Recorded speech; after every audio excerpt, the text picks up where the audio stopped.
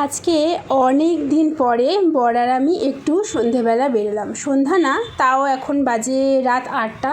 একটুখানি ফুচকা খাবো আর একটুখানি চাল টাল আলু টালু এসব নিতে হবে, সেসব নিলাম। আর ফাও ফুচকা তো খেতেই হবে, সেটা খেলাম। তারপরে মিষ্টির দোকানে চলে এলাম। মিষ্টির দোকানে এসেছিলাম শ্বশুরমশাইয়ের জন্য টিফিনের মিষ্টি নিতে, বাট নিজেদের জন্য মালপোয়া নিয়ে চলে এলাম। তারপরে বাড়িতে এসে আমি খেলাম সয়াবিন আলুর তরকারি আর ভাত, আর বাকি দুজন খেলো খিচুড়ি।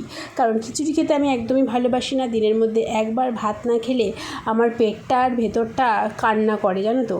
তারপর রাতের খাওয়া দাওয়া শেষে অনেকক্ষণ গল্প গুজব করে রাতে ঘুমানোর সময় খাচ্ছি এই যে সেই মালপোয়া।